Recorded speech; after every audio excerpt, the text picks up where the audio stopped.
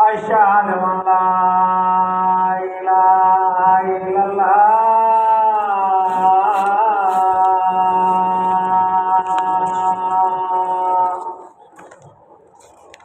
أشهد أن لا إله إلا الله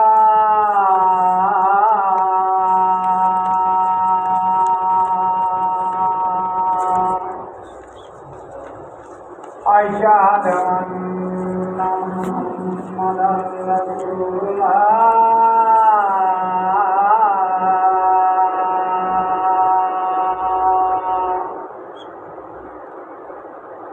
أشهد أن محمدا رسول الله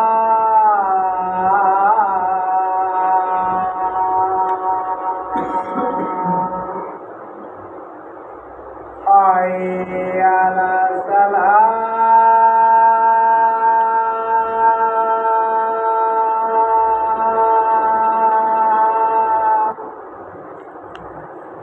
حي على الصلاة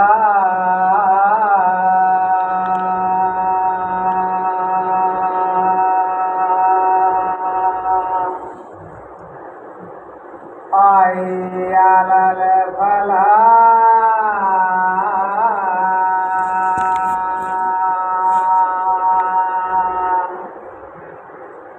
حي على الفلاح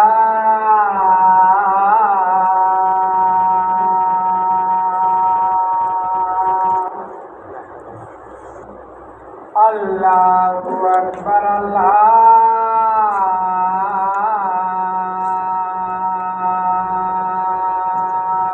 أكبر لا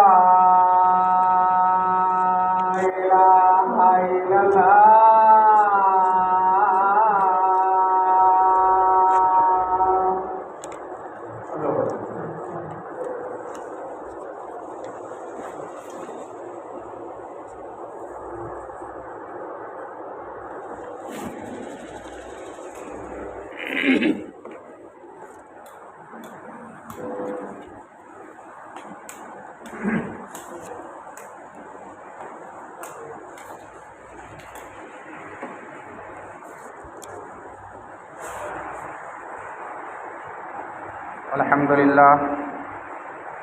الحمد لله نحمده ونستعينه ونستغفره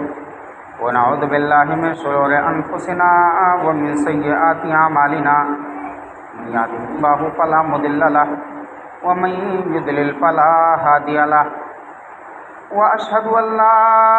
إله إلا الله وحده لا شريك له وأشهد أن محمدا عبده ورسوله أرسله بالحق بشيرا ونذيرا أما بعد فإن خير الحديث كتاب الله وخير الهدي هدي محمد صلى الله عليه وسلم وشر الأمور محدثاتها وكل محدثة بدعة وكل بدعة ضلالة وكل ضلالة في النار فأعوذ بالله من الشيطان الرجيم بسم الله الرحمن الرحيم قاف والقرآن المجيد بل عجبوا أن جاءهم منذر منهم فقال الكافرون هذا شيء عجيب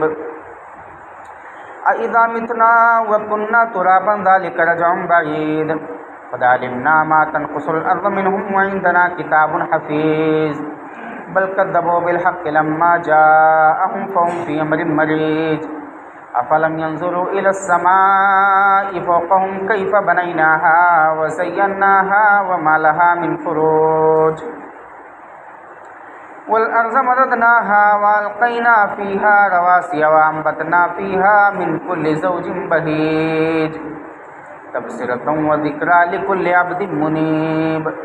ونزلنا من السماء ماء مباركا فأنبتنا به جنات وحب الحصيد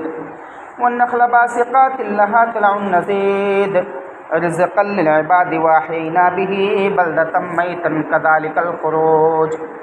كذبت قبلهم قوم نوح وأصحاب الرس وثمود وعاد وفرعون وإخوان لوط وأصحاب الأيكة وقوم تبع كل كذب الرسل فحق وعيد أفعينا بالخلق الأول بل هم في لبس من خلق جديد فأعوذ بالله من الشيطان الرجيم بسم الله الرحمن الرحيم واعتصموا بحبل الله جميعا ولا تفرقوا واذكروا نعمة الله عليكم إذ كنتم أعداء فألف بين قلوبكم فأصبحتم بنعمته إخوانا وقال النبي صلى الله عليه وسلم عليكم بسنتي وسنة الخلفاء الراشدين المهديين وقال تعالى في موضع آخر ولا تكونوا كالذين تفرقوا واختلفوا من بعد ما جاءهم البينات وأولئك لهم عذاب عظيم منفعت ایک ہے اس قوم کا نقصان بھی ایک منفعت ایک ہے اس قوم کا نقصان بھی ایک ہی سب کا نبی دین بھی ایمان بھی ایک حرم پاک بھی اللہ بھی قرآن بھی ایک کیا بڑی بات تھی ہوتے جو مسلمان بھی ایک کیا بڑی بات تھی ہوتے جو مسلمان بھی ایک فرقہ بندی ہے کہیں اور کہیں ذاتیں ہیں فرقہ بندی ہے کہیں اور کہیں ذاتیں ہیں کیا زمانے میں پنپنے کی یہی باتیں ہیں سامعین کرام حاضرین جمعہ دینی اور اسلامی بھائیوں عزیز بچوں کل تعریف اللہ کی ذات کے لیے ہے جس کے ہم سب بندے ہیں درود و سلام کا نذرانہ اللہ کے آخری حبیب محمد عربی صلی اللہ علیہ وسلم کی ذات آپ کے آل اور آپ کے اصحاب اور آپ کے ازواج اور آپ کی ذریت کے لیے جن کی کوششوں کی وجہ سے اسلام کی شناخت ہوئی ہم لوگوں نے اسلام کو پہچانا اسلام کے مسائل کو جانا اور اسلام کے متوالے بنے اور اسلامی تعلیمات پر یکگونہ عمل کرنے کی کوشش کرتے ہیں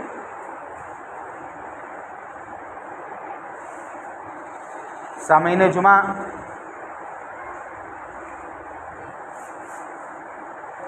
وقت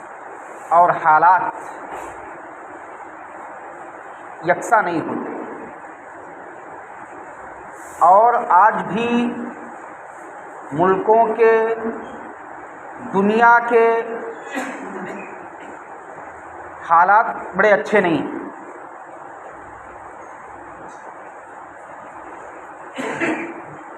اللہ رب العالمین نے قرآن مجید کے اندر ارشاد فرمایا وَاعْتَصِمُوا بِحَبْلِ اللَّهِ جَمِيعًا وَلَا تَفَرَّقُوا لوگوں انسانوں تم سب مضبوطی کے ساتھ اللہ رب العالمین کی رسی کو پکڑ لو اللہ رب العالمین کی تعلیمات پر عمل کرنے والے بن جاؤ وَلَا تَفَرَّقُوا اور انسانوں تم کان کھول کر کے سن لو کہ تم فرقوں میں نہ بٹو مختلف گروہوں میں نہ بٹو تعصب کے شکار مت بنو عنصریت کو اپنے قریب مت آنے دو آپس میں بغض و حسد کینہ اور کپٹ سے دور رہو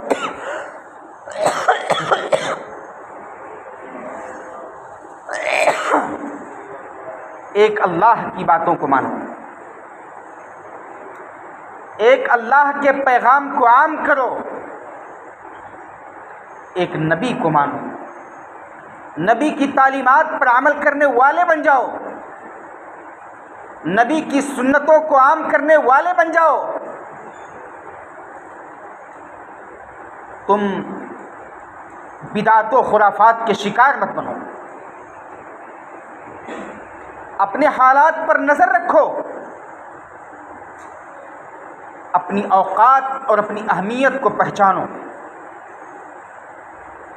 ہم اور آپ اللہ کے بندے ہیں اللہ نے ہم سب کو پیدا کیا ہے، ہماری روزی رسا کا مالک ہے، ہمیں کبھی دکھ دیتا ہے، کبھی سکھ دیتا ہے، کبھی اپنی بڑی ساری نعمتوں سے نوازتا ہے اور کبھی کچھ نعمتوں کو ہم سے چھین لیتا ہے۔ ظاہر سی بات ہے جب نعمتیں ملتی ہیں تو ہم اور آپ خوش ہو جاتے ہیں، لیکن وہی نعمتیں اگر وہ اللہ ہم سے چھینتا ہے، ہم سے لے لیتا ہے، تو ہم شکوے اور شکایات کرنے لگتے ہیں، تقدیر پر ہمارا بھروسہ نہیں رہتا ہے، ایک اللہ کی ذات پر ہمارا ایمان اور یقین نہیں ہوتا ہے۔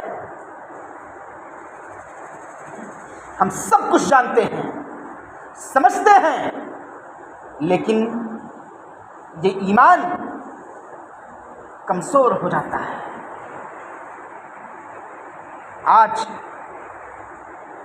ملکوں کے حالات بگڑ رہے ہیں، ایسا کیوں ہے؟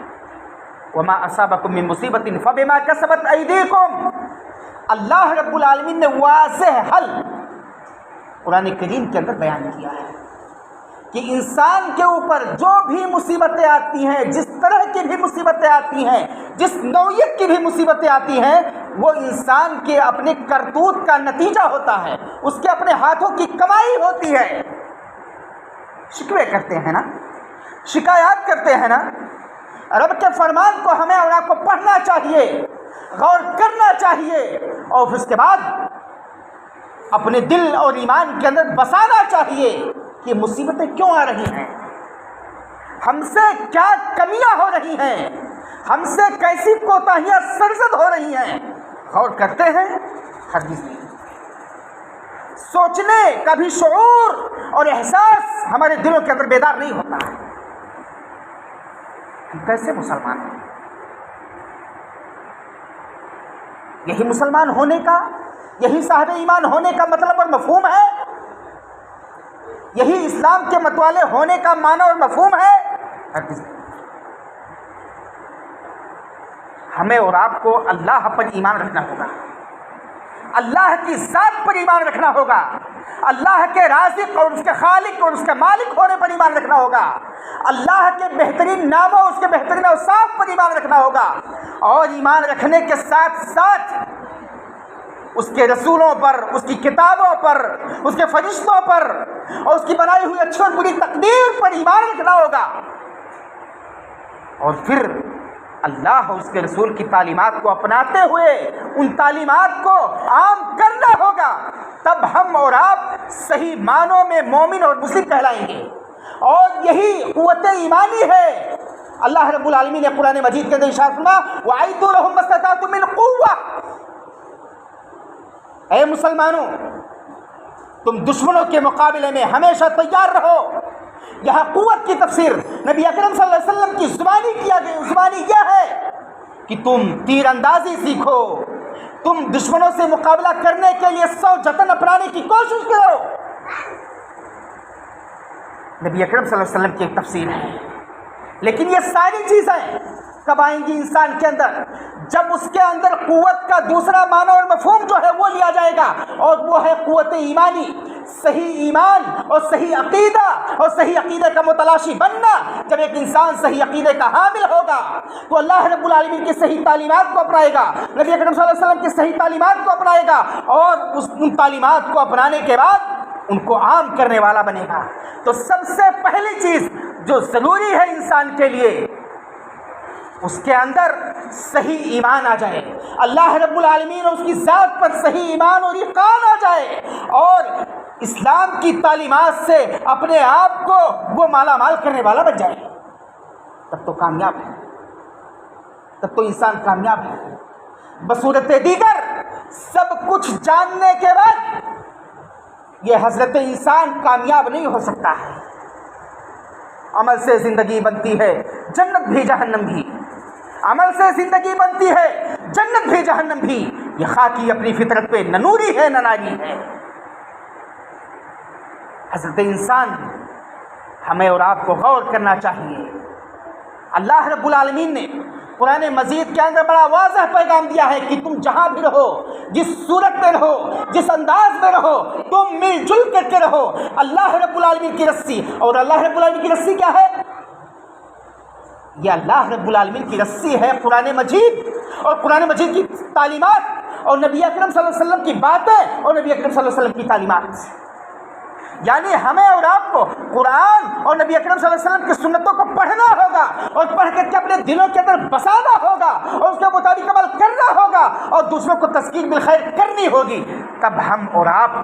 متحد رہیں گے، تب ہم اور آپ ایک رہیں گے. اللہ رب العالمین نے آگے فرمایا وَلَا تَفَرَّقُوا، تم فرقوں میں نہ بٹو، تم منتشر مت ہو، تم اختلاف و انتشار کے شکار مت ہو. وَاذْكُرُوا نِعْمَتَ اللَّهِ عَلَيْكُمْ إِذْ كُنْتُمْ أَعْدَاءً فَأَلَّفَ بَيْنَ قُلُوبِكُمْ. اے لوگو تم یاد کرو اس وقت کو جب انسان یہ بڑا کمزور تھا، بڑا ناتواں تھا، اور اللہ رب العالمین نے نبی اکرم صلی اللہ علیہ وسلم کو نبوت و رسالت عطا کیا اور آپ کو اپنے دین کو عام کرنے والا، دین کا داعی بنانے والا بنا کر کے مبعوث فرمایا، بھیجا. نبی اکرم صلی اللہ علیہ وسلم نے قوموں کو کس کی طرف بلایا؟ ایک اللہ کی طرف بلایا. یا قوم اعبدوا اللہ ما لکم من الہ غیرہ، اے لوگوں ایک اللہ کی عبادت کرو. اور آپ سے پہلے تمام انبیاء نے صرف ایک اللہ رب العالمین کی عبادت کی طرف لوگوں کو بلایا تھا، اپنی اپنی قوموں کو اللہ رب العالمین کی عبادت کی طرف بلایا تھا. اور جو لوگ اللہ رب العالمین کی عبادت کیے وہ کامیاب ہوئے، جو اللہ رب العالمین کی عبادت سے متنفر ہو گئے، دور ہو گئے، اللہ رب العالمین کا عذاب، اللہ رب العالمین کا عقاب، اللہ رب العالمین کی سزائیں ان لوگوں کو گھیر لیا. اللہ رب العالمین اسی اسلام کے ابتدائی ایام کی جانب اشارہ کرتے ہوئے کہتا ہے وَاذْكُرُوا نِعْمَتَ اللَّهِ عَلَيْكُمْ إِذْ كُنْتُمْ أَعْدَاءً فَأَلَّفَ بَيْنَ قُلُوبِكُمْ فَأَصْبَحْتُمْ بِنِعْمَتِهِ إِخْوَانًا. بڑا عظیم پیغام دیا ہے اللہ رب العالمین نے اس آیت کریمہ کے اندر. اللہ رب العالمین کہتا ہے کہ اے لوگو تم یاد کرو اس وقت کو جب ایک انسان دوسرے انسان کے خون کا پیاسا تھا. نبی اکرم صلی اللہ علیہ وسلم نے دعوت توحید کو عام کرنا شروع کر دیا تھا. آپ کی مخالفت آپ کی قوم نے کیا، آپ کی مخالفت آپ کے قبیلے والوں نے کیا، آپ کی مخالفت آپ کے عزیزوں نے کیا، آپ کی مخالفت آپ کے رشتہ داروں نے کیا، سبھوں نے مخالفت کیا. وَاذْكُرُوا نِعْمَتَ اللَّهِ عَلَيْكُمْ إِذْ كُنْتُمْ أَعْدَاءً فَأَلَّفَ بَيْنَ قُلُوبِكُمْ. لوگ ایک دوسرے کے دشمن ہو گئے تھے، لوگ ایک دوسرے کے دشمن ہو گئے تھے، کوئی کسی کی بات کو سننے والا نہیں تھا. سب محمد پر فقطیاں کس رہے تھے، محمد کو برا بھلا کہہ رہے تھے، کھڑے کھوٹے سنا رہے تھے. یہ اس وقت کا ماحول اور ماجرا تھا. فَأَلَّفَ بَيْنَ قُلُوبِكُمْ فَأَصْبَحْتُمْ بِنِعْمَتِهِ إِخْوَانًا. لیکن اللہ رب العالمین نے جب اسلام کے پیغام کو لوگوں کے دلوں کے اندر رچایا اور بسایا، نبی اکرم صلی اللہ علیہ وسلم کی دعوت توحید نے لوگوں کے دلوں کو مسحور کر لیا، لوگوں کے دلوں میں توحید کی دعوت رچ اور بس گئی تو کفر سے تائب ہو کر کے اسلام کی جانب آنے لگے، اسلام کے پیغام کو سننے والے بن گئے، اسلام کے پیغام کو گلے لگانے والے بن گئے. فَأَلَّفَ بَيْنَ قُلُوبِكُمْ فَأَصْبَحْتُمْ بِنِعْمَتِهِ إِخْوَانًا. اللہ رب العالمین کہتا ہے کہ جو دشمن تھے سب دوست ہو گئے، دونوں کے دل ایک دوسرے سے مل گئے. فَأَصْبَحْتُمْ بِنِعْمَتِهِ إِخْوَانًا. اور آپس میں لوگ بھائی بھائی بن گئے، آپس میں لوگ بھائی بھائی بن گئے. کتنا عظیم انعام تھا اللہ رب العالمین کا. آج وہ انعام ہمارے اندر موجود ہے، ہمارے معاشرے کے اندر موجود ہے، لیکن ہم اسے گلے سے نہیں لگاتے ہیں. ہم اختلاف و انتشار کے شکار ہوتے ہیں. ہم ایک اللہ رب العالمین کی عبادت تو کرتے ہیں لیکن اپنے بھائی سے بغض و حسد کرتے ہیں، اپنے بھائی سے کینہ اور کپٹ رکھتے ہیں. ہمارا دل صاف نہیں ہوتا ہے. ہم عبادتیں کرتے ہیں، ہماری عبادتوں میں ریاکاری ہوتی ہے. ہم ایک اللہ رب العالمین کے پیغام کو عام کرتے ہیں لیکن عمل میں ہم اور آپ کوتاہ ہوتے ہیں. یہ ہمارے معاشرے کا معاملہ ہے. اللہ رب العالمین نے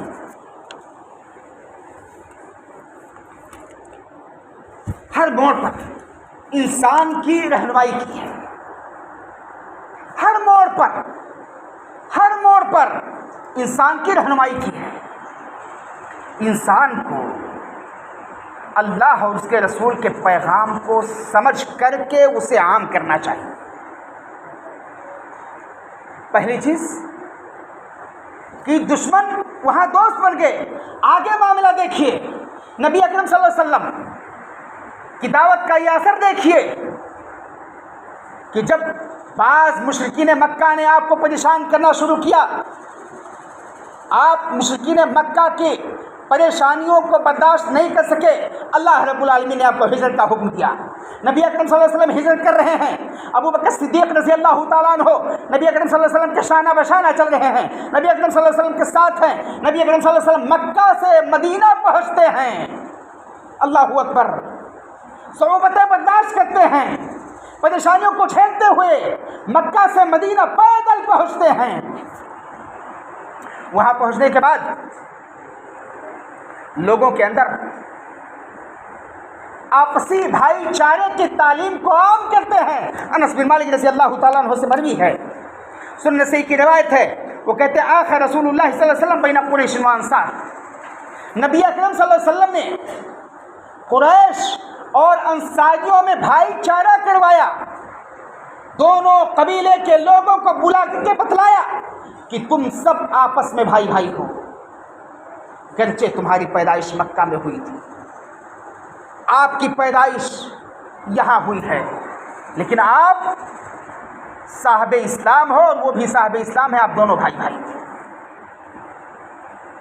ایسے ہی نبی اکرم صلی اللہ علیہ وسلم نے سعد بن ربیع اور عبد الرحمن بن عوف رضی اللہ تعالیٰ عنہ کو بھی مخاطب کر کے بتلا کہ آپ دونوں آپس میں بھائی بھائی ہو۔ فقال له سعد بن مالک رضی اللہ تعالیٰ، سعد بن ربیع رضی اللہ تعالیٰ عنہ یہ کہتے ہیں، جب نبی اکرم صلی اللہ علیہ وسلم کے پیغام کو سنتے ہیں تو کہتے ہیں اے عبد الرحمن بن عوف، میرے پاس کچھ مال ہے، بڑا عظیم پیغام ہے۔ وہ کہتے ہیں اے عبد الرحمن بن عوف، میرے پاس کچھ مال ہے، یہ مال میرا اپنا کمایا ہوا ہے، اس مال کو میں نے خود کمایا تھا۔ نبی اکرم صلی اللہ علیہ وسلم نے آپ کی اہمیت کو بتلایا ہے،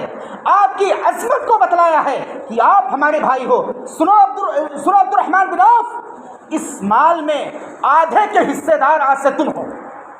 یعنی یہ کل مال ہے، مال میرا کمایا ہوا ہے، میں آپ کو نہیں جانتا تھا، نہیں پہچانتا تھا، آپ مکہ سے مدینہ آئے ہو، آپ ہجرت کر کے آئے ہو، نبی اکرم صلی اللہ علیہ وسلم مواخات کرا رہے ہیں، نبی اکرم صلی اللہ علیہ وسلم ہمارے اور آپ کے اندر بھائی چارے کی تعلیم کو عام کر رہے ہیں کہ آپ ہمارے اسلامی بھائی ہو، تو تم کان کھول کر کے سن لو کہ اس مال کے آدھے حقدار تم ہو۔ آگے سنیں، مزید کہتے ہیں اے عبد الرحمن بن عوف، میرے پاس 2 بیویاں ہیں، میرے پاس کل 2 بیویاں ہیں، اور سنو ایک بات اور تم سے کہتا ہوں، اس کو بھی تم غور سے سن لو، ان دونوں بیویوں میں سے جو آپ کو زیادہ بھائے، زیادہ حسین و جمیل لگے، زیادہ خوبصورت لگے، تم ان دونوں میں سے خوبصورت بیوی کو جو آپ کو زیادہ بھا رہی ہو اس کو اختیار کر لو، اس کو تم چن لو، میں اسے طلاق دیتا ہوں، اور اس کے بعد جب اس کی عدت پوری ہو جائے تو تم مجھ سے نکاح کر لینا۔ اور یقیناً ایسا مواخات، ایسی بھائی چارگی نبی اکرم صلی اللہ علیہ وسلم نے جو کروایا، صحابہ کرام رضی اللہ تعالیٰ عنہم اجمعین نے عمل کر کے اپنے عمل سے اسے ثابت کر دیا۔ کتنا عظیم انعام ہے۔ آج ہمارا اور آپ کا معاملہ ہوتا ہے، معاشرے کا معاملہ ہوتا ہے کہ ہمارے پاس پیسے ہوتے ہیں، مال اور اسباب ہوتے ہیں، ہمارا کوئی بھائی بلک رہا ہوتا ہے، پریشان ہوتا ہے، ہم اس کو دینا کیا، اس کی طرف نظر رحمت اٹھا کر کے دیکھنا نہیں چاہتے ہیں۔ یہ جرم ہے، اس جرم عظیم کا ارتکاب ہم اور آپ کر رہے ہیں، اور مسلم امہ کو، مسلم سوسائٹی کو، اسلامی بھائی کو، اسلامی بہن کو ایسے جرائم کا ارتکاب نہیں کرنا چاہیے۔ نبی اکرم صلی اللہ علیہ وسلم کی تعلیمات کو دیکھیں کہ دونوں ایک دوسرے کو پہچان نہیں رہے ہیں، قریش اور انصار ایک دوسرے کو پہچان نہیں رہے ہیں، لیکن نبی اکرم صلی اللہ علیہ وسلم نے جب ایک مسلمان بھائی کی عظمت کو بتلایا تو صحابہ کرام رضی اللہ تعالیٰ عنہم اپنی بیویوں کو طلاق دے رہے ہیں، اپنے مالوں اور جائیداد میں حصے داریاں ٹھہرا رہے ہیں کہ اس مال اور جائیداد کے آپ آگے کے حقدار ہو۔ ایسے ہی نبی اکرم صلی اللہ علیہ وسلم کا معاملہ یہ تھا کہ دین کے ہر موڑ پر انسانوں کی رہنمائی کرتے تھے اور انسانوں کو ایک ہو کر کے رہنے، ایک ہو کر کے بسنے اور ایک ہو کر کے جینے کی تعلیم بھی دیتے تھے۔ اور اتحاد میں نبی اکرم صلی اللہ علیہ وسلم نے برکت بتلایا ہے کہ اتحاد میں بڑی برکت ہے۔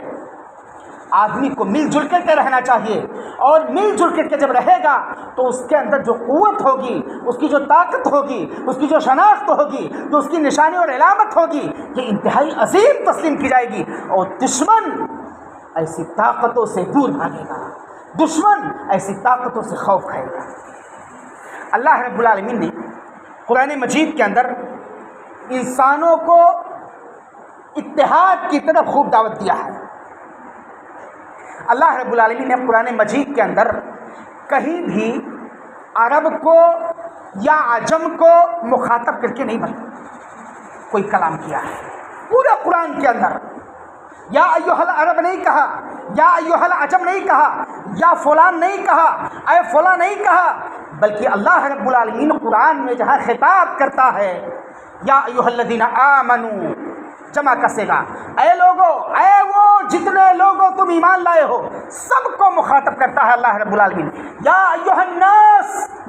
اے تمام کے تمام انسانوں، تمہاری نوعیت جیسی بھی ہو، سب کو اللہ رب العالمین مخاطب کرتا ہے۔ ان خطابات سے ایک پیغام واضح طور پر ہمارے اور آپ کے سامنے آتا ہے کہ ایک انسان جو عصبیت کا شکار ہوتا ہے کہ ہم فلاں قبیلے کے ہیں تو فلاں قبیلے سے ہماری اور اس کی رشا کشی ہی ہوگی، عصبیت کی تعلیم نہیں دیتا ہے، عنصریت کی تعلیم نہیں دیتا ہے، بغض و حسد کی تعلیم نہیں دیتا ہے یہ قرآن،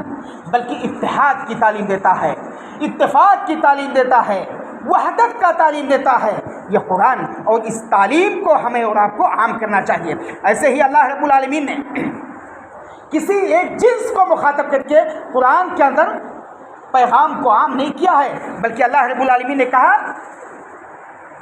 یا ایھا الناس، یا ایھا الذین آمنوا۔ آگے شریعت نے یہ بھی کہا کلکم من آدم وآدم من تراب، اے تمام کے تمام انسانوں، تم کان کھول کر کے سن لو کہ تم جیسے بھی ہو، جس دین کے ماننے والے ہو، جس مذہب کے ماننے والے ہو، تم کان کھول کر کے سن لو کہ تمہارا واسطہ، تمہارا سلسلہ، تمہارا نسب، یہ سب کا سب آدم سے ملتا ہے۔ وہ آدم من تراب، اور آدم یہ مٹی سے بنائے گئے تھے، یہ آدم مٹی سے پیدا کیے گئے تھے۔ ایسے ہی قرآن کریم کو جب ہم کھنگالتے ہیں تو انتشار الافتراق سے رکنے کی یہ قرآن کریم تلقین کرتا ہے۔ وَلَا تَفَرَّقُوا وَلَا تَنَازَعُوا فَتَفْشَلُوا وَتَذْهَبَ رِيحُكُمْ، یہ لوگوں تم آپسی انتشار کے شکار مت بنو۔ ایک جگہ پہ اللہ رب العالمین نے فرمایا وَلَا تَفَرَّقُوا، فرقوں میں مت بنو۔ دوسرے مقام پر شریعت کہتی ہے وَلَا تَنَازَعُوا فَتَفْشَلُوا وَتَذْهَبَ رِيحُكُمْ، کہ اختلاف و انتشار کے شکار میں تم مت پڑو۔ اگر تم اختلاف کے شکار میں پڑ جاؤ گے، اختلاف کے شکار ہو جاؤ گے، اختلاف تمہارا وڑھنا اور بچھونا بن جائے گا،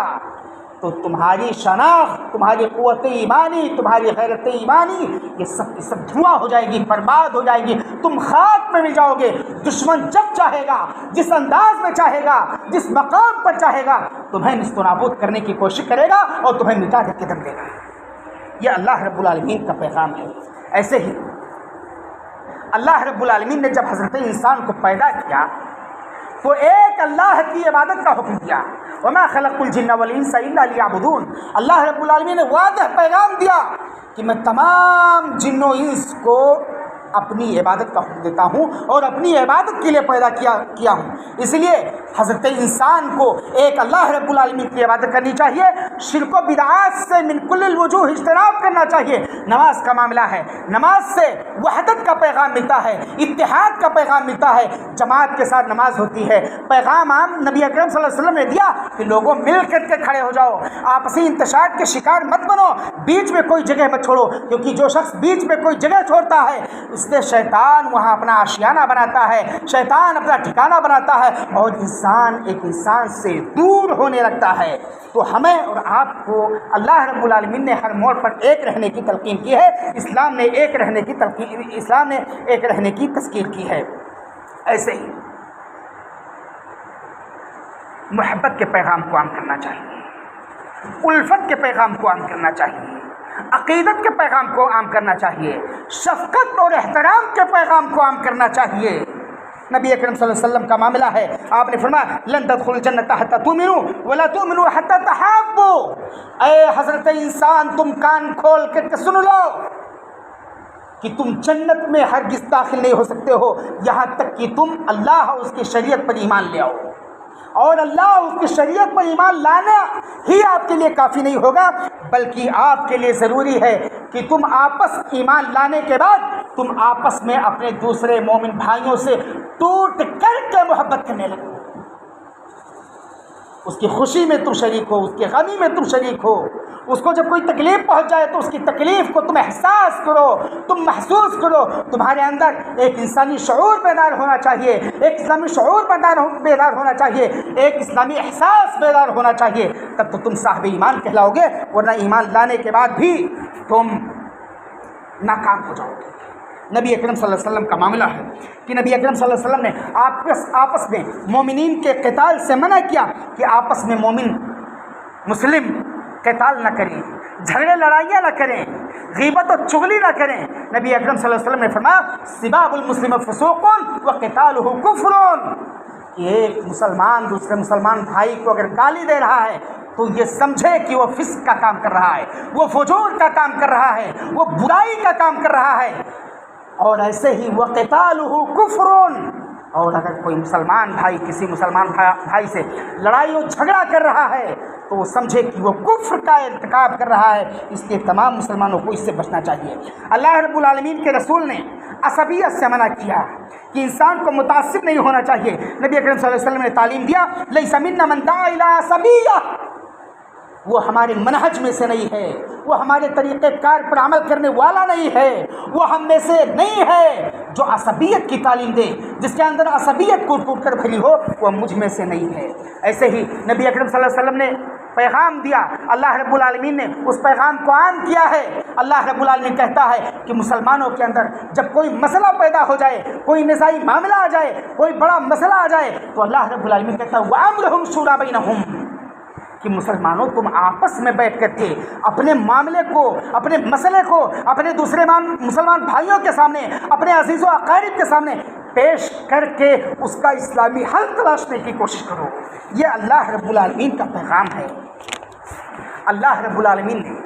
اور اس کے پیارے رسول نے ہر موڑ پر انسانوں کی بہترین رہنمائی کی ہے، ایک رہ کر کے جینے کا، ایک رہ کر کے بسنے کا اللہ رب العالمین اس کے رسول نے تعلیم دیا ہے۔ ایسے ہی ایک مسلمان کا معاملہ یہ ہے کہ اسے سمجھنا چاہیے کہ اس کے نزدیک اس کے دوسرے مسلمان بھائی کی اہمیت اور عظمت کیا ہے۔ شریعت کہتی ہے المؤمن للمؤمن کالبنیان یشد بعضہ بعضا، کہ ایک مومن دوسرے مسلمان بھائی کے لیے، ایک مسلمان دوسرے مسلمان بھائی کے لیے اس کو ایسے رہنا چاہیے جیسے شیشہ پلائی ہوئی دیوار ہو، جیسے دیوار ہو جس کی ایک اینٹ دوسرے اینٹ کو تقویت پہنچاتی ہے۔ اگر بنیاد نہ رکھا جائے اور کوئی شخص آسمان کے اندر محل تعمیر کرنا چاہے تو تعمیر نہیں کر سکتا ہے۔ ایسے ہی ایک مسلمان بھائی دوسرے مسلمان بھائی کے اندر یہ اہمیت اور مقام رکھتا ہے۔ نبی اکرم صلی اللہ علیہ وسلم کا دوسرا فرمان ہے اذ اشتكى منه عدو تداعى له سائر الجسد بالسهر والحمى، کہ ایک مسلمان بھائی کو دوسرے مسلمان بھائی کے لیے ایسے رہنا چاہیے جیسے ایک انسان کا جسم ہے، ایک انسان کا کوئی ڈھانچہ ہے، اور اس ڈھانچے میں جب کسی ایک عضو کو کوئی تکلیف پہنچتی ہے، انگلی میں کوئی تکلیف پہنچتی ہے، پورا جسم اس تکلیف کو محسوس کرتا ہے، سمجھتا ہے کہ ہمیں تکلیف ہو رہی ہے۔ ایسے ہی جب کسی مسلمان بھائی کے اوپر کوئی تکلیف آئے، کوئی مصیبت آئے، کوئی پریشانی آ جائے تو تمام مسلمان بھائیوں کو اس تکلیف کو محسوس کرنا چاہیے۔ آج ملکوں کے حالات بگڑ رہے ہیں۔ فلسطین ایک عظیم ملک ہے، اور اس عظیم ملک کا معاملہ یہ ہے کہ اس ملک میں اسلامی مقدسات موجود ہیں۔ اس ملک کے اندر اللہ رب العالمین کے بے شمار انبیاء اس دھرتی پر آئے، بے شمار انبیاء آئے ہیں اس دھرتی پر۔ اللہ رب العالمین نے اس دھرتی کی جانب جب فتنے آئیں، جب مصائب و آلام آئیں،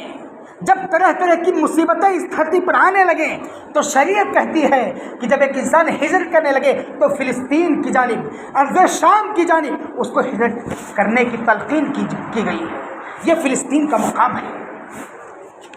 پہلا قبلہ مسلمانوں کا جو بیت المقدس ہے، جو مسجد اقصی ہے، وہ وہاں پر موجود ہے۔ آج اس مقدسات کو پامال کرنے کے لیے یہود دھکتے ہیں۔ یہودیوں کی کوشش ہے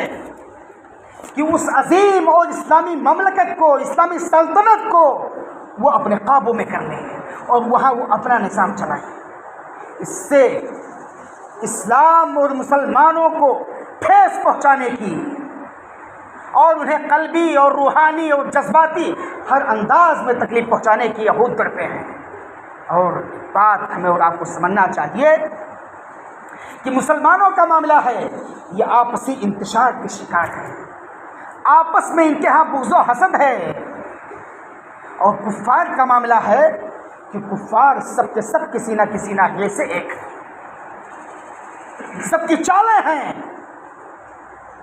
کہ مسجد اقصی پر یہودیوں کی سلطنت قائم ہو، فلسطین پر یہودیوں کی سلطنت قائم ہو۔ ہم اور آپ آپس میں لڑ رہے ہیں، کچھ نہیں کر رہے ہیں اپنے بھائیوں کے لیے، سنتے ہیں،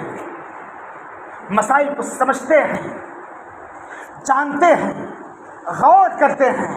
ٹھٹھے مار کر کے الگ ہو جاتے ہیں۔ ہم مسلمان ہیں، شریعت اور اسلامی تعلیمات پر ہمارا اور آپ کا عمل ہے۔ میں نے بہت واضح انداز میں بیان کیا کہ المؤمن للمؤمن کالبنیان یشد بعضہ بعضا، کہ مومن اپنے دوسرے مسلمان بھائی کے لیے ایسے اس کو رہنا چاہیے جیسے ایک دیوار کی ایک اینٹ ہو جو دوسرے مسلمان بھائی کو تقویت پہنچا رہی ہو، قوت فراہم کر رہی ہو۔ ہم اور آپ کچھ نہیں کر رہے، حالانکہ ہم اور آپ بہت کچھ کر سکتے ہیں۔ دعا ایک عظیم طاقت ہے، دعاؤں سے ملکوں کے حالات بدل جاتے ہیں، انسان کے اپنے حالات بدل جاتے ہیں، اس کے خاندان، اس کے قوموں کے حالات بدل جاتے ہیں۔ ہم اور آپ یہاں رہ کر کے کچھ نہیں کر سکتے ہیں تو کم از کم اپنے ان فلسطین مظلوم بھائیوں کے لیے دعائیں کریں اللہ رب العالمین سے، دعائیں کرے کہ اے اللہ رب العالمین تو یہود کو غارت اور برباد کر دے۔ اے اللہ رب العالمین تیرا وعدہ ہے کہ اسلام بلند ہو کر کے رہے گا، اسلام کی حفاظت تیرے ذمہ ہے۔ اے اللہ رب العالمین تو اسلام کی حفاظت کر، اے اللہ رب العالمین تو مسلمانوں کی حفاظت کر، اے اللہ رب العالمین فلسطینی بھائیوں کو یہودیوں کی ظلم و زیادتی سے محفوظ کر لے۔ اے اللہ رب العالمین تو فلسطینی بھائیوں کی ہر گام مدد فرما۔ ہمیں اور آپ کو دعا کرنی چاہیے تاکہ اللہ رب العالمین کی نصرت اور اللہ رب العالمین کی مدد آئے، اور ان کے تعلق سے اور کسی بھی مسلمان بھائی کے تعلق سے ہمیں اور آپ کو حسد اور کینے کا شکار نہیں ہونا چاہیے۔ دعا کوئی بڑی چیز نہیں ہے، لیکن اپنی طاقت کے اعتبار سے سب سے بڑی چیز ہے۔ ہم اور آپ دعائیں کر سکتے ہیں، ہم اور آپ دعائیں کر سکتے ہیں اور دعاؤں سے اپنے ان مظلوم بھائیوں کو تقویت اور طاقت پہنچا سکتے ہیں۔ باری تعالیٰ سے دعا ہے کہ اللہ رب العالمین ہم تمام لوگوں کو ایک بنائے، نیک بنائے، جب تک اس دھرتی پر رکھے، دین اسلام کی تعلیمات پر عمل کرنے والا بنا کر کے رکھے۔ اللہ رب العالمین ہمارے حالات کو درست کر دے۔ اللہ رب العالمین ملکوں کے اندر، دنیا کے اندر جو بدامنی پھیلی ہوئی ہے، اے اللہ رب العالمین تو اس بدامنی کا خاتمہ کر دے۔ اللہ رب العالمین ہمارے مسلمان بھائی جہاں بھی جس حالت میں پریشان ہیں، اللہ رب العالمین تو ان کی پریشانیوں کو اسے دور کر دے۔ اللہ رب العالمین وہ اسلام دشمن طاقتیں جو ہمیں اور ہمارے بھائیوں کو